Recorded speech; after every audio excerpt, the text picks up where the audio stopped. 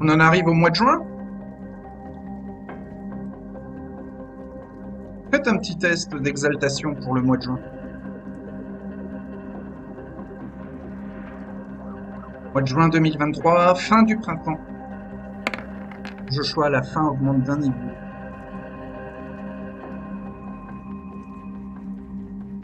Fallon, la soif augmente d'un niveau. Ton idole, la soif monte d'un niveau. Stan, la soif ne bouge pas. Et pour Gabriel,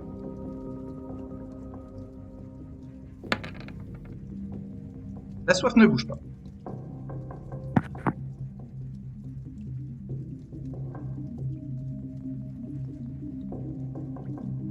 Alors, durant ce mois de juin, qui annonce des beaux jours, hein, un été chaud et ensoleillé, les nuits se raccourcissent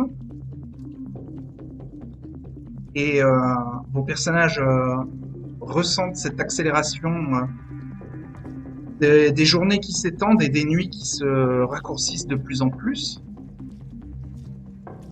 Il y a une petite pression naturelle passive, hein, qui peut être ressentie. Pendant ce mois de juin, est-ce que vous avez des choses particulières à faire? Me nourrir. Oui, vous le faites pendant le mois, oui. Mais au-delà de ça.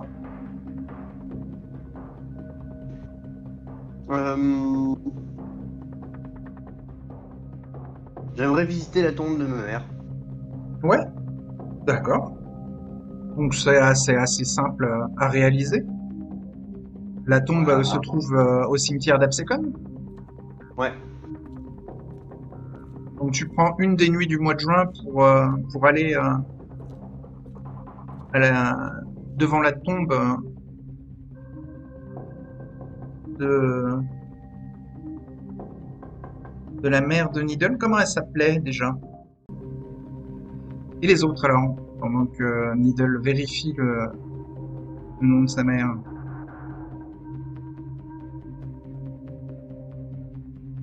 Est-ce que vous avez quelque chose en particulier à faire pendant le mois de juin? Fallon, elle va contacter Edith. Oui. Alors Edith lui donne un rendez-vous dans un de ses refuges, dans le centre-ville, qui est une chambre d'hôtel.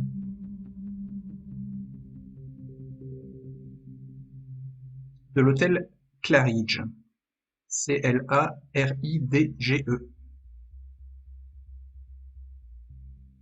C'est une chambre d'hôtel qu'elle loue à l'année sous un faux nom. Et donc elle propose à Fallon d'y passer. Donc elle va se rendre à la chambre d'hôtel. Ouais. Donc Fallon peut y retrouver Edith qui ne porte pas son blouson en cuir symbolique de rébellion et d'habillement anarque. Elle est plutôt en robe classique et plus féminine que l'image rebelle qu'elle donne habituellement. Elle demande à Fallon si elle a un rapport à lui faire ou si elle a des informations à lui partager. D'abord, Fallon va lui dire que qu'elle est jolie en robe. Et elle dit c'est pour un rapport. Lui, que c'est pour un rapport qu'elle. Pour un rapport. Ok. Ouais. Donc Fallon va lui parler de son implication qu'il y a eu au Fortress. D'accord. Voilà, que c'était pour sauver la voyante qui s'appelle Madame Zia. Donc c'était Joshua qui avait demandé de l'aide en fait. D'accord, donc le Fortress à Pleasantville. Oui. Ok, elle préviendra Lubango qui gère Pleasantville.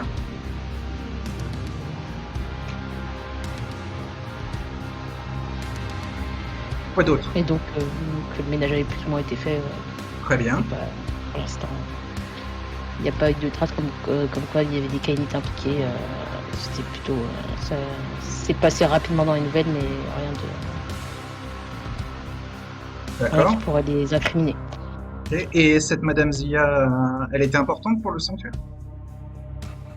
Visiblement, c'est Joshua qui voulait. Qui s'en est occupé. Donc, apparemment, il y a de l'importance. La personne a de l'importance pour lui. D'accord. Mm. C'est important pour les Trémères. Hein. Elle était importante pour les Trémères. Donc elle a été sauvée. Ok. Et elle a un profil particulier, cette Madame Zia? C'est un drôle de nom? Apparemment, elle est considérée comme étant une voyante. Ah, d'où ces liens avec les Trémères. D'accord. Oui. Bon, Edith plaisante en disant que les apostates se portent bien mieux sans Trémères parmi eux. Ah.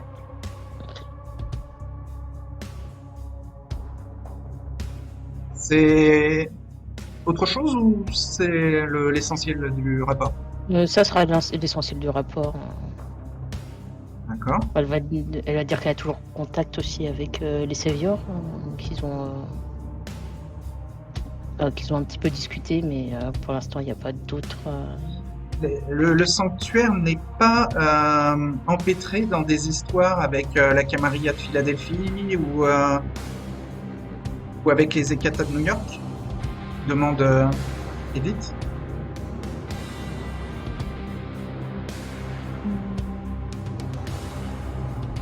De ce côté-là, ils n'ont pas donné spécialement de détails sur les conflits qu'il pourrait avoir avec les autres. D'accord. Alors, avec les autres complémentaires. Edith prévient Fallon qu'il y avait dans le sanctuaire une Lamia, une Ekata de la lignée des Lamia, et c'est une lignée très féministe, donc elle a pu l'approcher grâce aux informations que Fallon lui avait données au mois d'avril et au mois de mai, et elle a pu la convaincre de rejoindre les apostates, même si elle s'en méfie quand même un petit peu. Et elle a aussi réussi à recruter une anarque un peu isolée du sanctuaire qui s'appelle Jade Gabe. Elle est très connue médiatiquement dans la sphère des mortels, mais le sanctuaire avait l'air de pas trop s'en préoccuper. Et elle a des capacités, elle a un potentiel d'influence dans la ville qui est très important et qui va servir les apostates.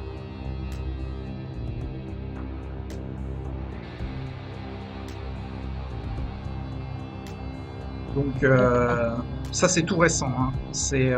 Ça date de la fin du mois de mai. Voilà, et sinon elle dit à Fallon de continuer à entretenir son jardin, et elle la prévient qu'elle va rappeler Kima, et elle sait que Kima est très liée à Fallon, et qu'elle va demander à Kima d'être présente tout l'été dans la région d'Atlantic City, parce que elle veut que la sécurité soit la plus optimale possible pour la floraison. D'accord. Elle félicite Fallon et lui dit que bientôt Fallon aussi va fleurir. Une petite pousse, elle va devenir une belle et vigoureuse fleur. Merci Edith. Encore un peu de patience et qu'elle continue en attendant de jouer son rôle qui produit eh bien de véritables effets de renforcement pour les apostates. Même si elle peut se sentir un petit peu isolée, un peu extérieure au centre-ville d'Atlantic City, Fallon fait du bon boulot. Et avec son apparence, forcément, elle est insoupçonnable.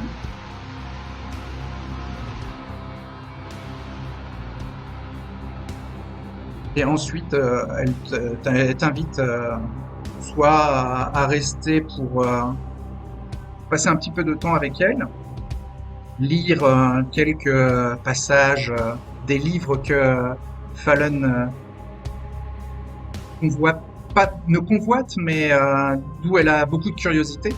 Et là, je fais référence à son ambition. Oui. Et ce qui donne à Fallon pas mal de motivation. Dans ce cas, elle va rester un petit peu pour regarder les livres. Oui. Ben, elle fait un peu la lecture à Fallon et lui partage quelques passages qui sont intéressants pour Fallon. Alors, est-ce que Needle a retrouvé le nom de sa mère mortelle?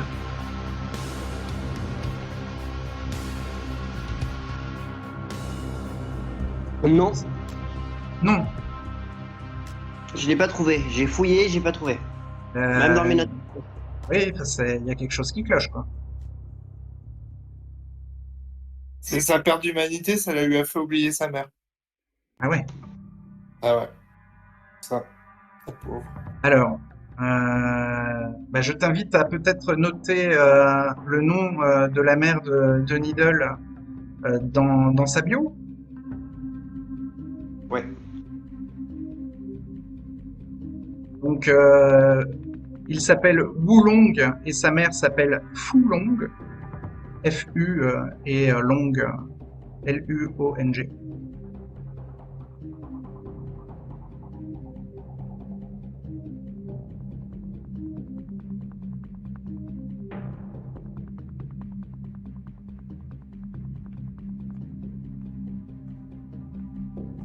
Noté. Ouais. Qui va se recueillir sur la tombe de sa mère.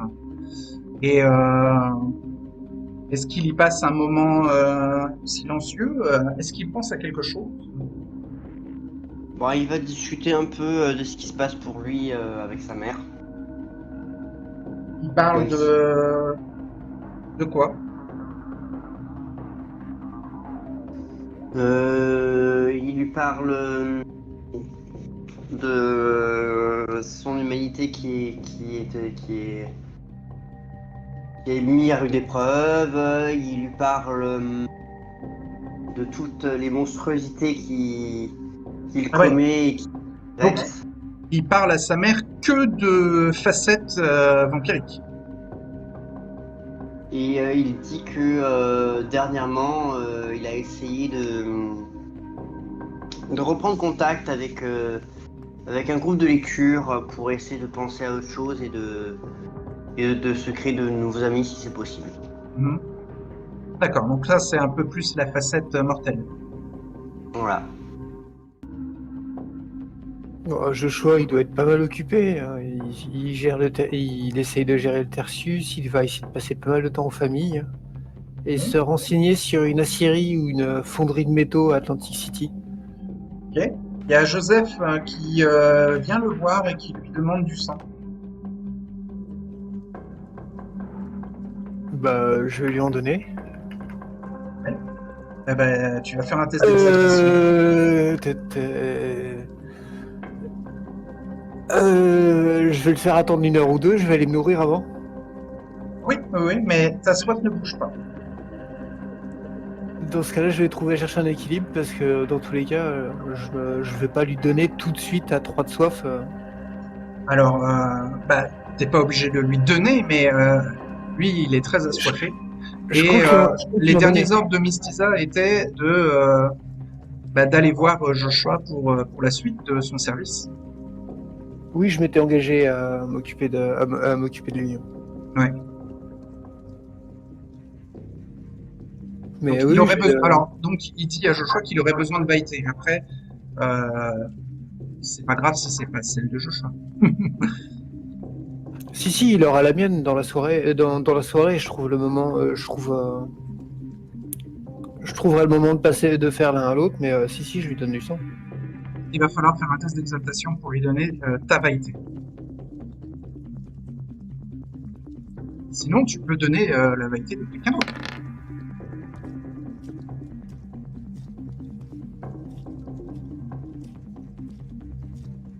Alors, c'est un 3.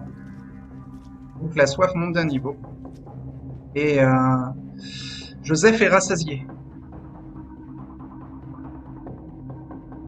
Eh ben, je le mords. D'accord. On a fait un test de volonté alors pour résister à la frénésie de soif. Combien as-tu de cases vides de 5. volonté? 5. Donc tu as 7 dés avec ton humanité à 6. Tu as 7 dés pour résister à la frénésie et il va falloir 3 succès.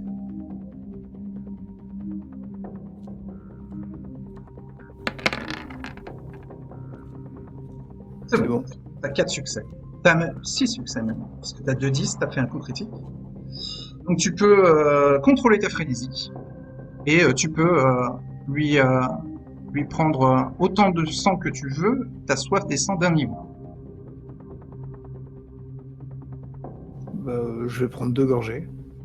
Soif descend d'un niveau.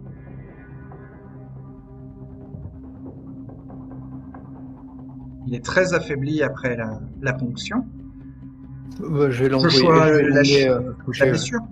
Oui, bien évidemment. La blessure disparaît. Et je vais l'accompagner dans une chambre pour qu'il puisse se reposer. Ok.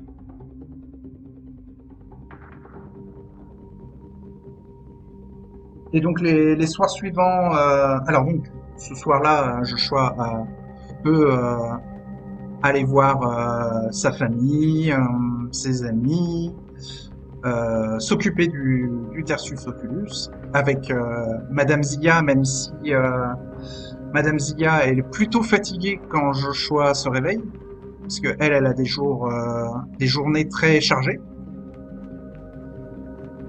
Joshua comprend bien que là, avec l'été qui arrive, c'est aussi les touristes qui vont affluer et donc les chambres du Tertius Oculus vont être remplies par des clients. Et donc Madame Zia travaille fort pour que le taux de remplissage du Tertius Oculus soit rentable. Et donc pendant le mois de juin, Joseph revient voir Joshua et lui demande ce qu'il doit faire, quel service Joshua veut-il qu'il valide, hein, qu'il fasse. Voilà, Joshua sent que Joseph est un petit peu perdu sans maître. Hein, c'est une goule, c'est un serviteur vampirique. Et maintenant que Miss Lisa est partie, il attend de Joshua de combler un vide qu'il a, celui de ne pas avoir d'ordre, de ne pas avoir de mission à faire pour son maître ou sa maîtresse.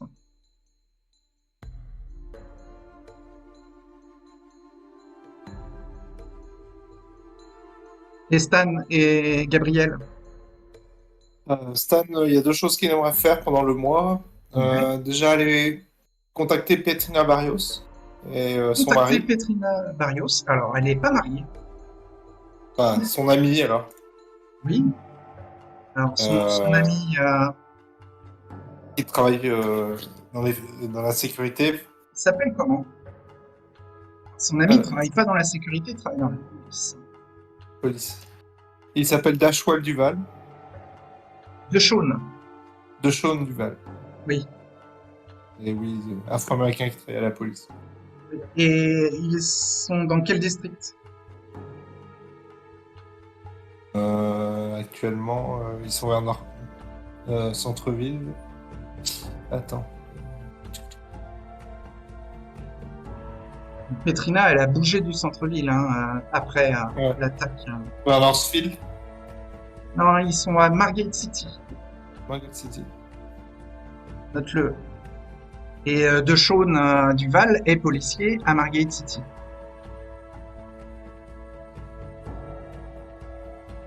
Et donc, c'est comme ça qu'ils se sont rencontrés à Margate City.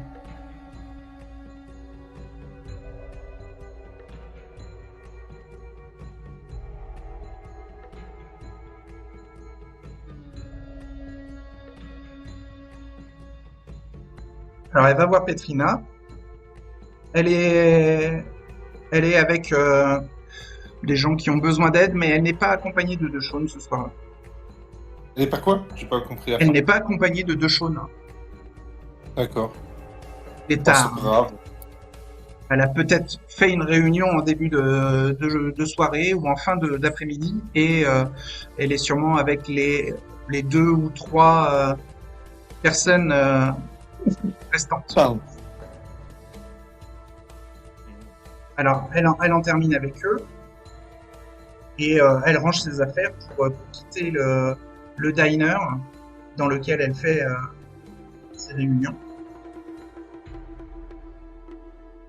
Ça ne se rappelle le nom du diner?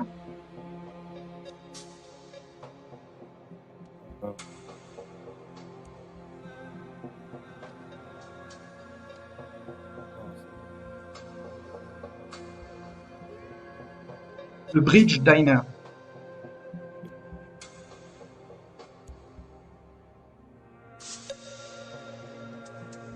Non?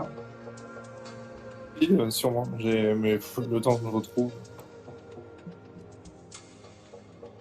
N'hésite pas à le noter. Petrina Barrios est quelqu'un de très important aux yeux de Stan. Et donc, si je demande des détails sur elle, c'est pour vérifier que Stan les a. Je les avais, mais je les avais Et- pas soir. Ouais, tu les avais, mais note-les bien autour de Petrina dans tes notes. Voilà, le Bridge Diner à Margate City. Je te l'ai affiché, Ouais, c'est bon. J'ai tu noté. l'avais déjà vu.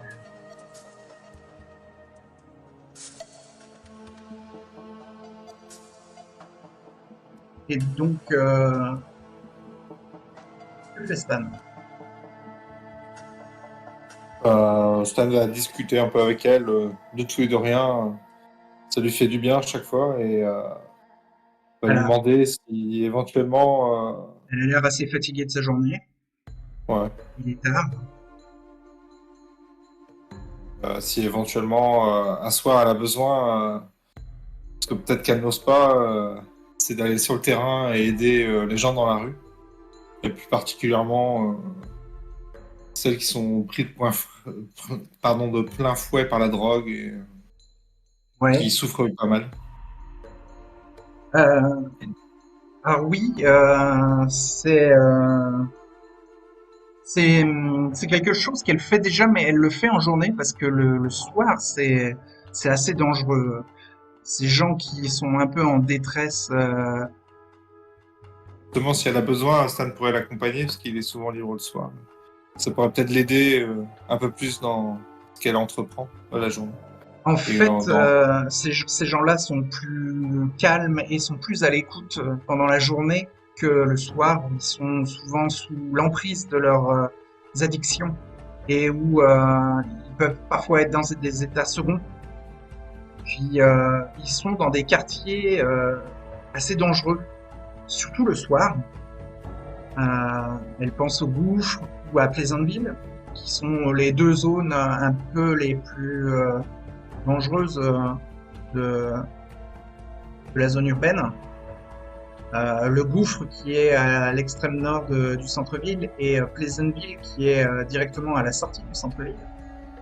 Et voilà, c'est des zones où il y a de la violence et du trafic de drogue dans les rues. Et il y a beaucoup de victimes collatérales à ces guerres et à ces crimes commis dans les rues.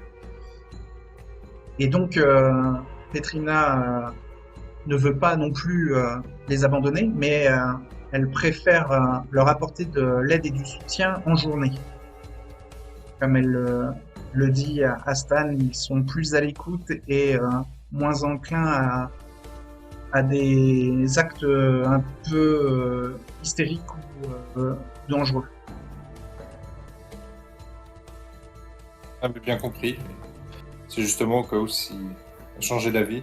Ça ferait plaisir à Stan de se rendre utile pour une fois, parce qu'il n'est pas souvent là, il est très occupé la journée. Alors, elle sait que Stan peut donner cette impression un petit peu d'être froid et dangereux.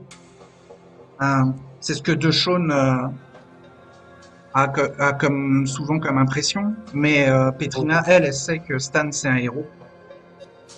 Parce que déjà, il lui a sauvé la vie.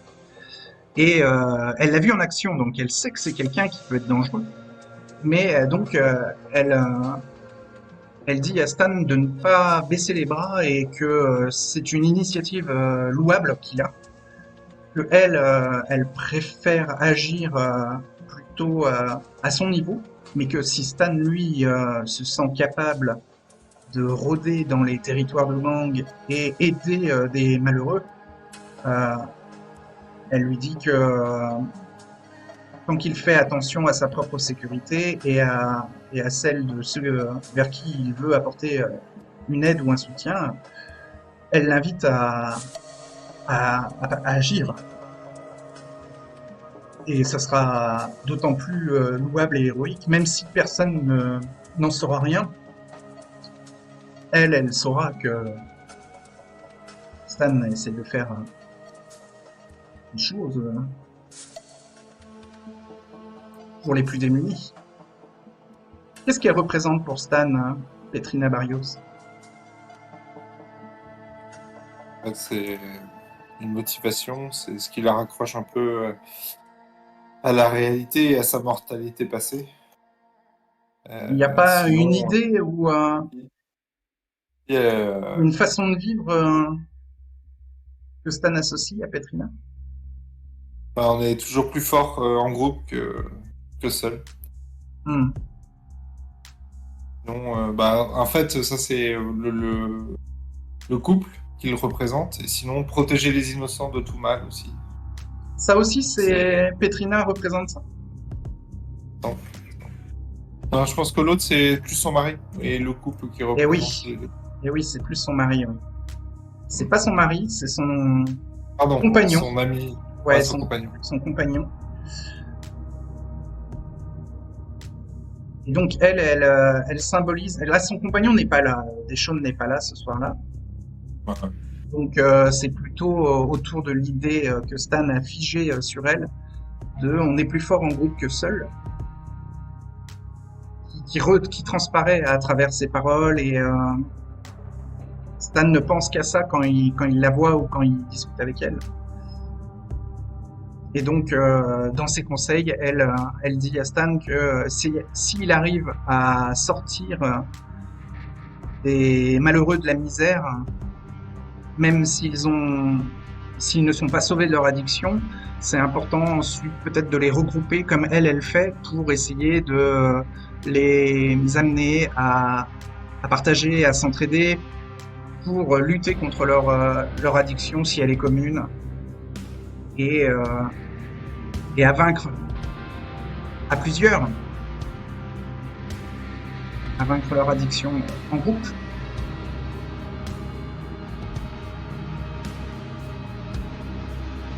Elle explique à Stan qu'elle n'a pas de diplôme, et que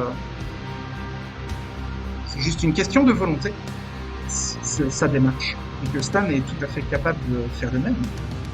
Je la remercie et qu'à l'avenir, je penserai à ses paroles. Oui. Je peut-être en action. Et la seconde chose que voulait faire Stan? C'était contacter Fallon. Ouais, pendant le mois de juin, ouais. pendant le mois de juin, contacter Gabriel également, rendre visite à Fallon et pour lui demander une entrevue avec la baronne. Enfin, du moins, leur chef. Quoi. Les chefs des apostats. Et donc Gabriel serait présent ce soir-là? Éventuellement, oui, pour être sûr. Ça viendrait en tant que seigneur. Dans la logique de Stan, on est plus fort en groupe que seul. Voilà, en plus. Donc amener Gabriel avec lui pourrait renforcer la démarche. Effectivement. Ok, donc Stan et Gabriel n'ont aucun mal à trouver Fallon puisqu'ils savent où est son domaine, où est son refuge. Un camping-car dans un terrain vague de Ventnor City. Fallon était peut-être à son jardin quand ils arrivent. En tout cas, Dustin l'a prévu.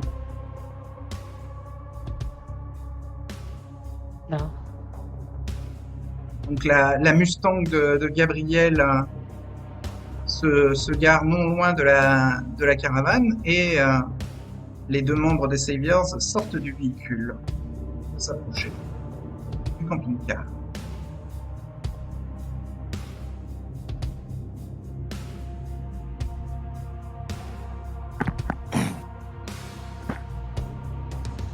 Donc Fallon va à leur rencontre.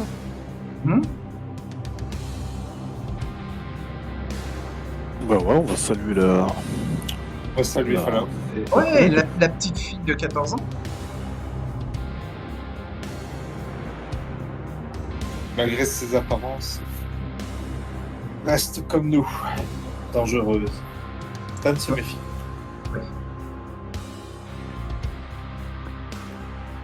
Dustin reste près de l'entrée du camping-car et vous observe à quelques mètres plus loin.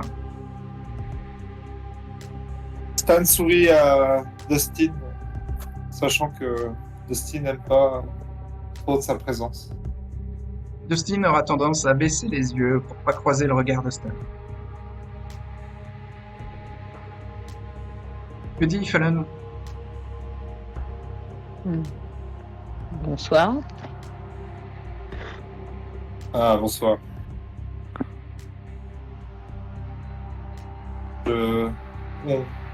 Nous venions aux nouvelles. Savoir si tout se passait bien. Oui, il n'y a rien de particulier, c'est plutôt calme depuis que il n'y a plus de tueurs. Et devons-nous nous inquiéter?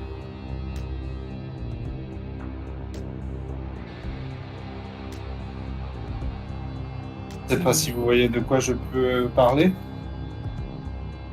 Non. Vous inquiétez de quoi? Un caïnite du sanctuaire a rejoint vos rangs.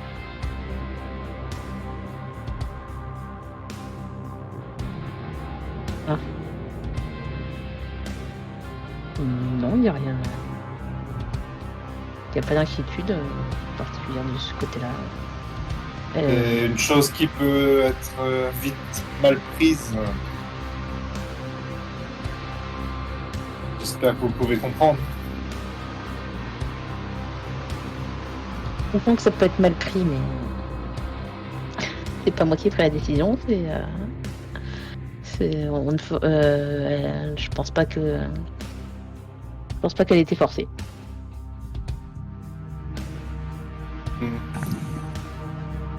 Je sais pas ce que t'en penses, Gabriel. Bon, je pense qu'on n'est pas du tout pris au sérieux. Et puis, disons que les apostats, on leur a cédé le centre-ville, donné une sorte de règle tacite, de pas interférer les uns chez les autres. Ça n'a pas été respecté. Et nous, en tant que Saviors, on doit, par exemple, il n'y a rien contre toi, Fallon. Je comprends bien quand même que face à une enfant jeune femme, fille, peut nous apporter des réponses importantes sujet qui nous préoccupe. Donc c'est à la fois frustrant, un peu humiliant. Je me demande peut-être à un moment donné où il y aura un petit peu de respect et d'estime dans nos rapports.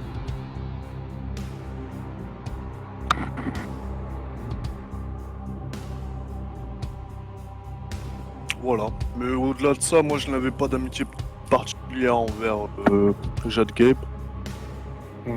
Même si elle était très utile pour le sanctuaire, j'avais bien compris. Enfin, pour ça, C'est- nous aimerions une entrevue avec notre baronne. J'aimerais que vous arrangiez cela dans les nuits prochaines. Je peux la contacter, oui.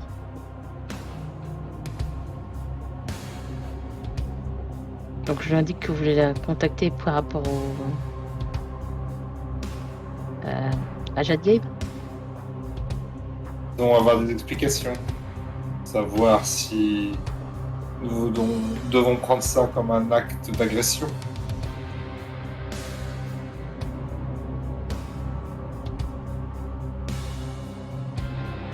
Ce n'est pas réellement une agression, mais bah, c'est pas non plus un présent. Ça, c'est- Les membres du sanctuaire sont importants. Faut admettre, Stan, qu'on s'est rendu compte qu'on avait quand même négligé nos rapports avec Miss Gabe. J'avais contact avec elle. J'avais contact aussi avec Troy. Peut-être pas beaucoup, mais j'essayais de les voir régulièrement. Colin pose la question au faucheur s'il a pensé à contacter Jacqueline, vu qu'il avait l'air d'avoir des contacts avec elle. Il vient de le dire à l'instant. Oui, elle va lui demander, vu qu'elle a contact avec Jade Gabe, elle peut lui parler pour connaître sa décision. Comme ça, il peut savoir. Je lui parlerai à elle, mais j'aimerais parler aussi à la baronne. Et sur la route, Stan enverra, vu que c'est Gabriel qui conduit a priori, un texto à Jade Gabe pour lui demander une entrevue. D'accord. Eh bien, elle répond par la positive à Stan dans les nuits qui viennent à Ventnor. Très bien. Non, à Margate City.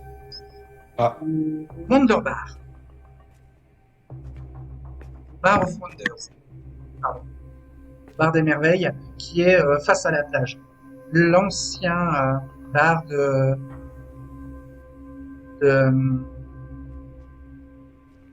Van Reginald. Jesse Van Reginald.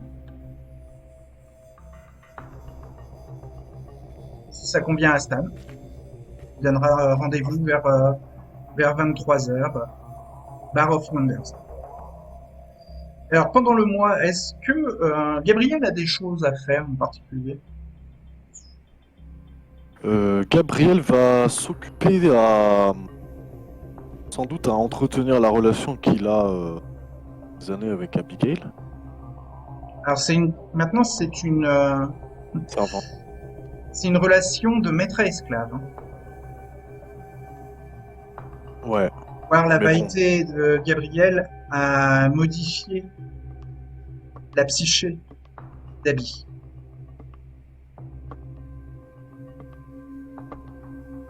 Mais il me semble que la dernière fois, on avait dit, il me semble que je l'ai oublié un petit peu, je l'ai délaissé un petit peu. Peut-être que la dernière fois, Gabriel s'en est rendu compte, mais en tout cas, le lien de sang qu'il a établi avec Abby a créé une relation de maître à esclave. Abby est contente que Gabriel s'occupe d'elle et elle lui demande ce qu'il veut. et elle tentera de faire tout ce qui est dans son pouvoir pour contenter son maître. Bah, je vais juste lui demander de... Je pense en fait, c'est un peu spécial, mais bon, la relation qu'Gabriel avait avec, je pense qu'il va lui demander, tu sais, d'être elle-même en fait. Mais Bah, c'est ce qu'elle fait. Elle n'a pas ouais, l'air du tout de se rendre compte de cette relation de maîtresse. ah, Et Gabriel peut voir que pendant les nuits d'absence, elle a brisé quelques décorations de mobilier à l'intérieur de leur chambre d'hôtel louée à l'année, qu'elle a dû avoir des sautes d'humeur, des coups de colère. je vais aborder le sujet avec elle. Alors elle lui dit Pendant... que Qu'est-ce qui s'est passé? elle lui promet qu'elle est désolée, mais que elle a été maladroite. Là-bas, elle a cassé un vase, et puis là-bas, elle a brisé une table de chevet. Et qu'est-ce que c'est la raison? Euh, une frustration, une colère en elle.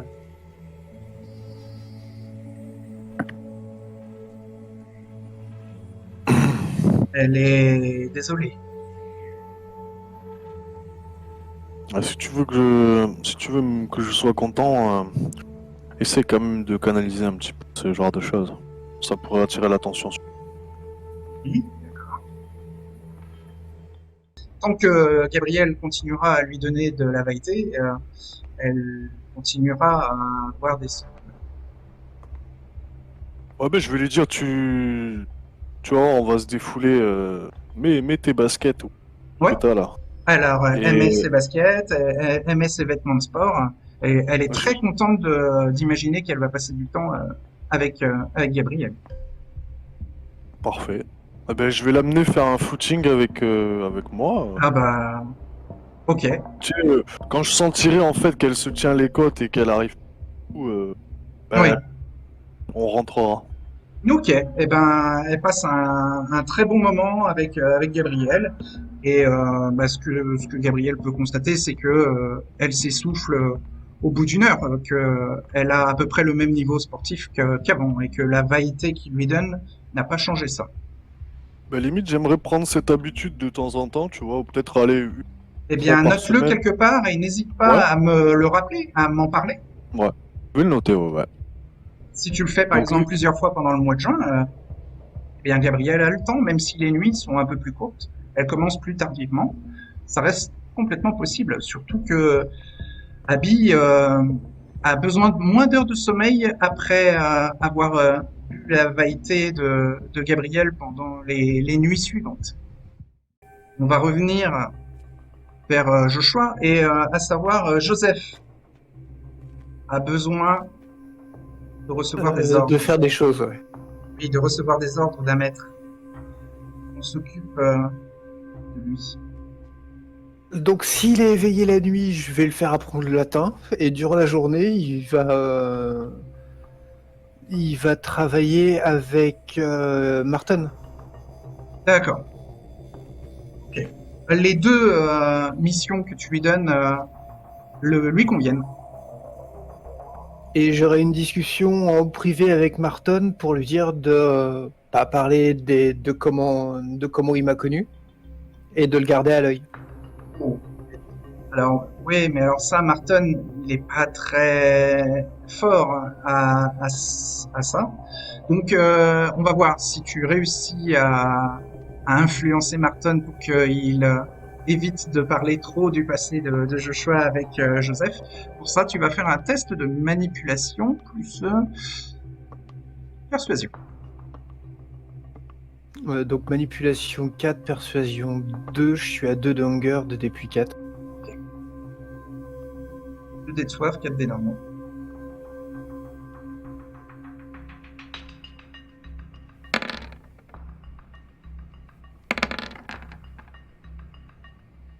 Ça fait 4 succès.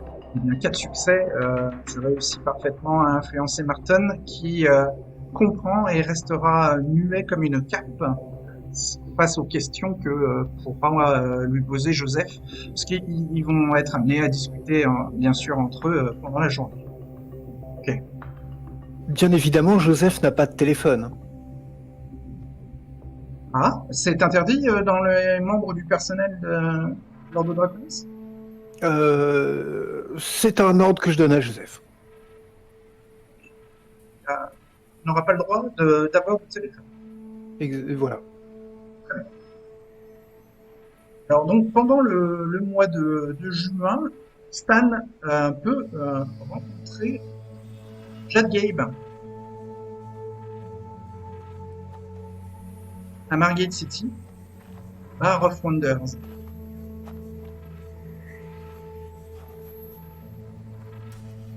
Est-ce qu'il y va seul? Ah, non, Stan va pas seul. Pour une fois, d'habitude il va voir Jack Gabe tout seul, mais cette fois il va en tant que savior, donc il va avec Gabriel. D'accord.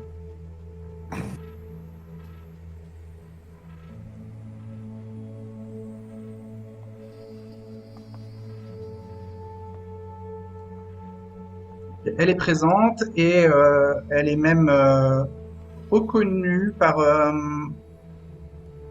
un des clients du bar, à qui elle signe un autographe et prend un selfie. Son plus beau sourire. Et une fois qu'elle est libérée des demandes un peu sociales, elle va s'installer à une table un petit peu plus isolée. Et donc vous avez l'opportunité, si vous voulez, de la rejoindre à cette table. On vous demande si vous voulez consommer quelque chose. Je vais demander un verre quelconque, d'alcool quelconque, une bière. Oui. Et Gabriel? Ouais, pareil, même chose. Est-ce que l'un de vous veut animer son corps, paraître plus Oui. humain? Oui. Alors qui? Stan Stan, voudrait le faire.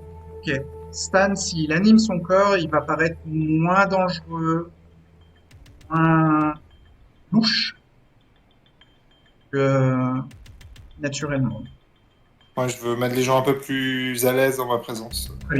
Fais un test d'exaltation.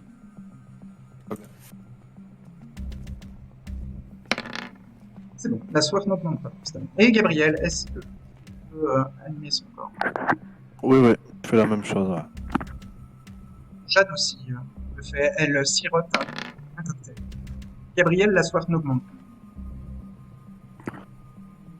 Elle vous fait signe de vous installer, et une fois que vous êtes installé en face d'elle, elle fait un magnifique sourire.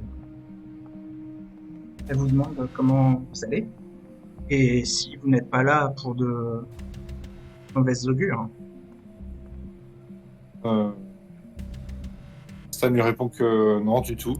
Il est juste venu là pour comprendre et comprendre surtout pourquoi il n'a pas été mis au courant plus tôt.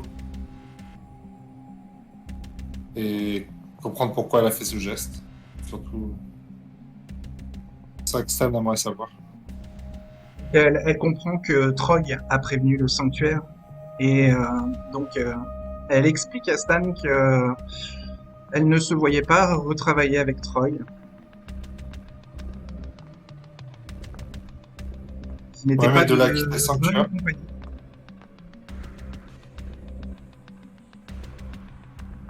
Elle a été contactée par un ami de la baronne, des apostates.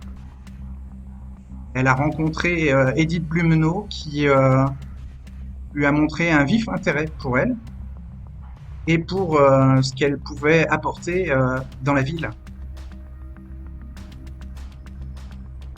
Jade rappelle à Stan que son domaine,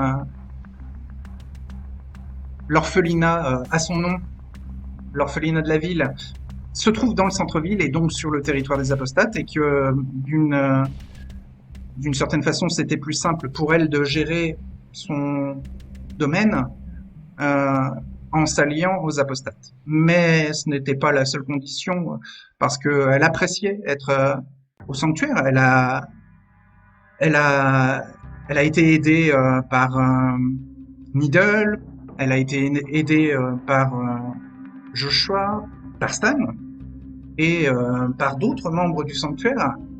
À l'époque où elle est entrée dans le monde des ténèbres, elle était perdue, et le sanctuaire a été une famille qui l'a protégée. Mais avec la disparition d'Eric Parker et le départ de Linda, eh bien, les protecteurs du sanctuaire se sont brisés. Et donc là, elle s'est sentie esseulée et un petit peu abandonnée. Elle a bien écouté les derniers conseils que lui avait donné Needle de lier par le sang le politicien qui s'intéressait à elle. Et elle en a fait son serviteur et son compagnon, et lui a permis d'influencer le conseil municipal indirectement grâce à lui. Sur les paroles de Needle, elle a découvert un côté ambitieux qu'elle ne pensait pas avoir en elle. Et elle trouvait que le sanctuaire n'allait pas lui permettre d'assouvir son désir de vouloir plus de pouvoir.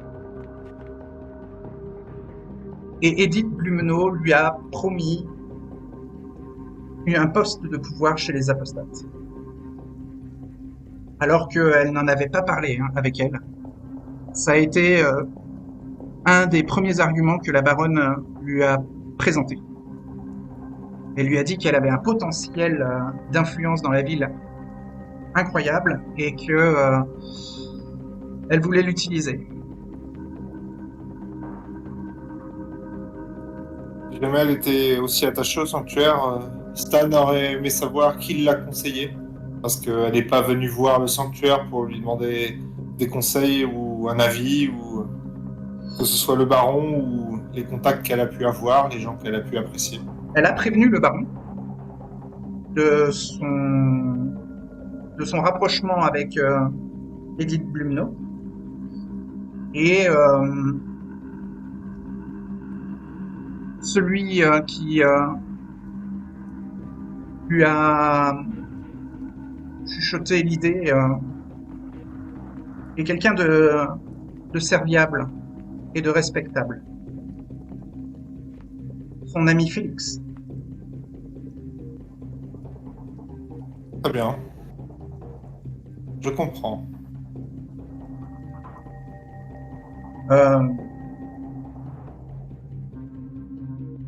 Félix a goûté au sang de Jade, mais Jade précise à Stan que elle n'a pas goûté le sang du vieil homme.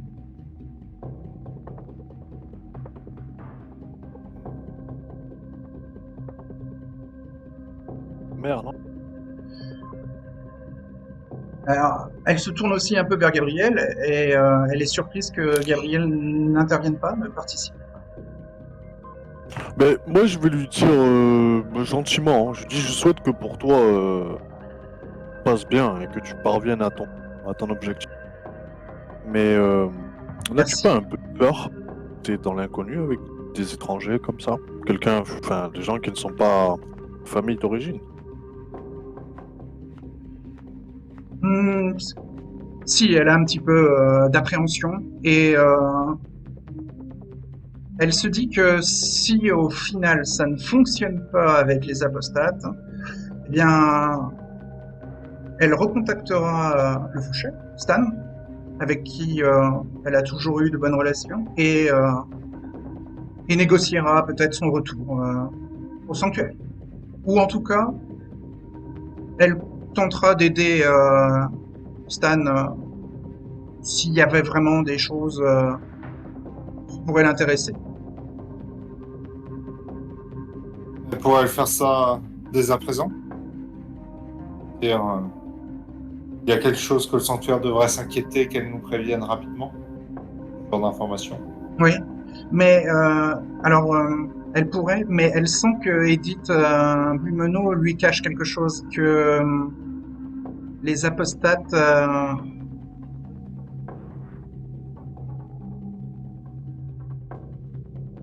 On monte. seraient une façade. Et que le poste de pouvoir qu'elle a proposé à Jade serait juste la gestion de cette façade.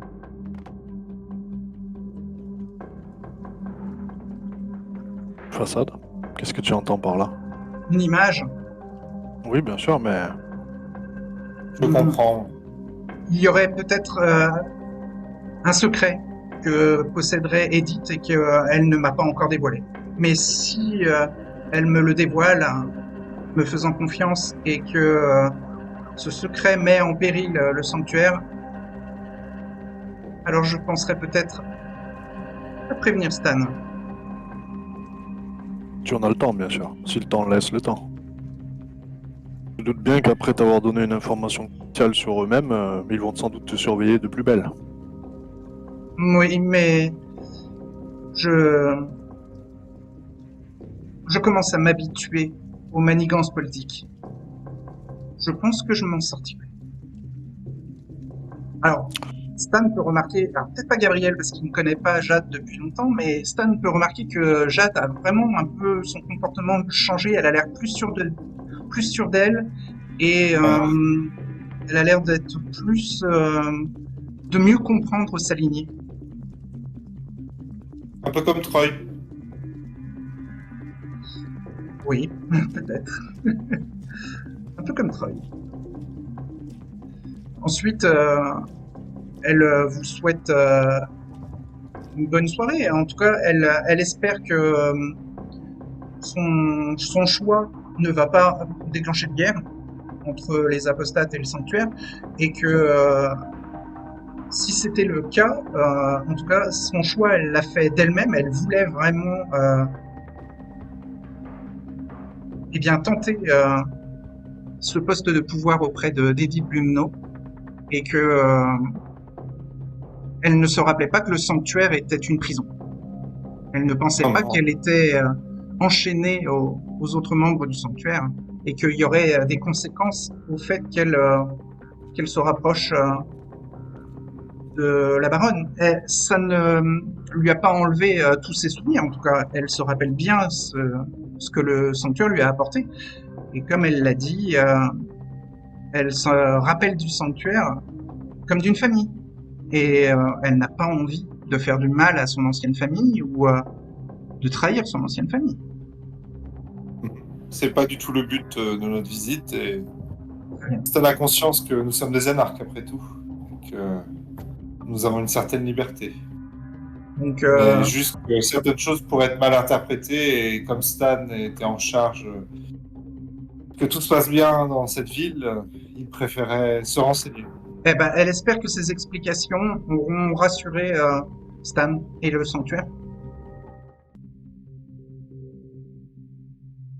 Et dit-elle en plaisantant au moment de se lever, peut-être que un jour, ce sera moi qui dirigera les apostates, avec un petit sourire.